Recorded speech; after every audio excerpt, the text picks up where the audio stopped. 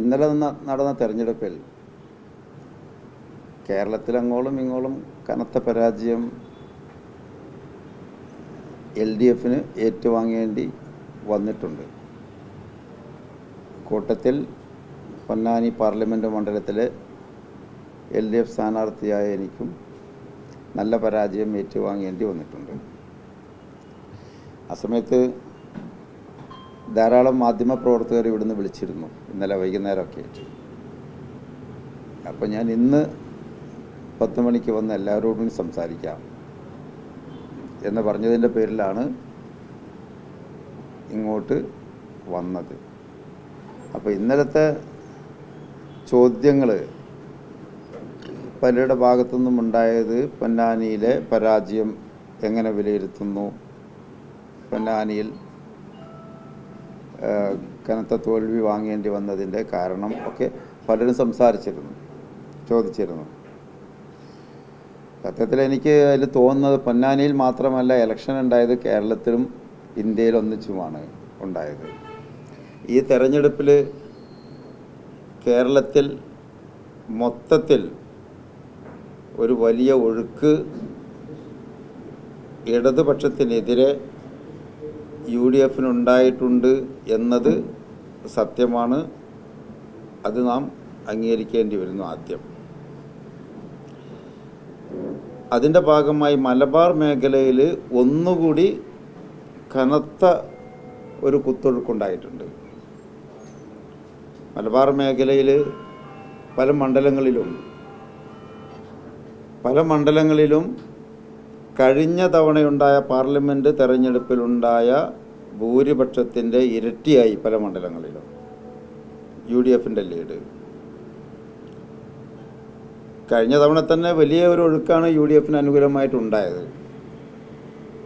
കാരണം രാഹുൽ ഗാന്ധി നേരിട്ട് നേതൃത്വം കൊടുക്കുന്ന ഒരു ബാറ്റിൽ ഫീൽഡ് എന്ന രീതിയിലായിരുന്നു ജനം അതിനെ നോക്കിക്കണ്ടത്.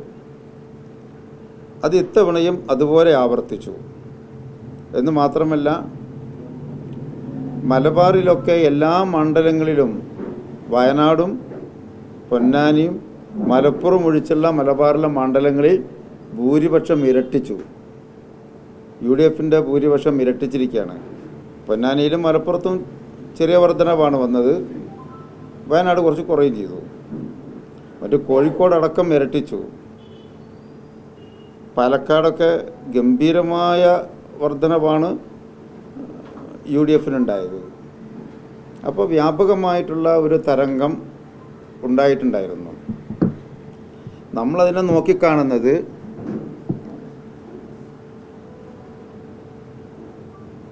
മോഡി ഗവൺമെൻറ്റിനെ അധികാരത്തിൽ നിന്ന് താഴെ ഇറക്കാനുള്ള ജനങ്ങളുടെ ഒരു പ്രതിജ്ഞാബദ്ധതയുണ്ടായിരുന്നു. ആ സമയത്ത് ആദ്യമായി ഇന്ത്യയിൽ രൂപം കൊണ്ട ഇന്ത്യ മുന്നണി എന്ന സംവിധാനത്തിന് ഫാസിസ്റ്റ് ഗവൺമെൻറ്റിനെ താഴെ ഇറക്കാൻ കഴിയുമെന്ന് ജനങ്ങൾ വിശ്വസിച്ചിരിക്കുന്ന ഒരു സന്ദർഭത്തിലാണ്, ഒരു അട്രിയ കാലാവസ്ഥയിലായിരുന്നു ഈ തെരഞ്ഞെടുപ്പ് വന്നത്. എന്നാൽ ആ ഇന്ത്യ മുന്നണിയിൽ കേരളത്തിൻ്റെ ഇടതുപക്ഷം പെടുന്നുണ്ട് എന്ന സംഗതി വസ്തുത അംഗീകരിക്കാൻ ബോധ്യപ്പെടാൻ കേരളത്തിലെ വോട്ടർമാർക്ക് സാധിച്ചിട്ടില്ല. സത്യത്തിൽ പറഞ്ഞാൽ ഒരു മിസ്അണ്ടർസ്റ്റുഡ് വോട്ടേഴ്സായിരുന്നു ഉണ്ടായിരുന്നത്. ഇന്ത്യ മുന്നണിയിൽ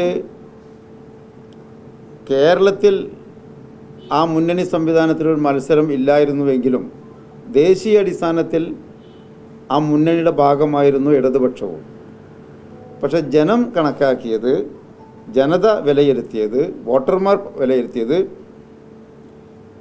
ഇന്ത്യ മുന്നണിക്ക് നേതൃത്വം നൽകുന്ന അല്ലെങ്കിൽ പ്രധാനമന്ത്രി സ്ഥാനത്തേക്ക് വരെ പറയപ്പെടുന്ന രാഹുൽ ഗാന്ധി നേരിട്ട് നേതൃത്വം നൽകുന്ന ഒരു തെരഞ്ഞെടുപ്പ് മേഖലയാണ് കേരളം. എങ്കിൽ അതിൻ്റെ കൂടെ തന്നെ നിൽക്കാലോ, ഉപ്പോളം വരില്ലല്ലോ ഉപ്പിലിട്ടത് എന്ന ഒരു നീതീകരണം വോട്ടർമാരുടെ ഇടയിൽ വന്നിട്ടുണ്ട്. അതായിരുന്നു ഈ കുത്തൊഴുക്കിന് കാരണം. മറ്റൊരു കാര്യം, രാഹുൽ ഗാന്ധി പോലും റായ്ബറേലിയിൽ മത്സരിക്കുന്ന വിവരം കേരളത്തിലെ തെരഞ്ഞെടുപ്പ് പോളിംഗ് കഴിഞ്ഞതിന് ശേഷമാണ് പ്രഖ്യാപിച്ചത്. അതും ആദ്യമാണെങ്കിൽ ഈ ഒഴുക്കിന് കുറച്ചുകൂടി ഒരു പരിമിതി ഉണ്ടാകുമായിരുന്നു. ജനം അതിനെ ആ അർത്ഥത്തിൽ പ്രബുദ്ധമായി വിലയിരുത്തുമായിരുന്നു. ഇതൊന്നുമില്ലാത്ത സാഹചര്യത്തിൽ ഉണ്ടായ ഒരു വലിയ കുത്തൊഴുക്കുണ്ടായി. അതിൽ പൊന്നാനിയും കടപുഴകി ഒഴുകി. മലപ്പുറവും 2 ചില്ലറ ലക്ഷമുണ്ടായിരുന്ന മലപ്പുറം 3 ലക്ഷത്തിൻ്റെ മീതെയായി. 2 ലക്ഷത്തിൻ്റെ ജസ്റ്റ് താഴെ 6000 വോട്ടിൻ്റെ കുറവുണ്ടായിരുന്ന പൊന്നാനി 2,36,000 ആയി. മറ്റു ചിലയിടത്തൊക്കെ കഴിഞ്ഞ ഭൂരിപക്ഷം ഉണ്ടായിരുന്നത് ഡബിളായി മാറ്റം ചെയ്തു.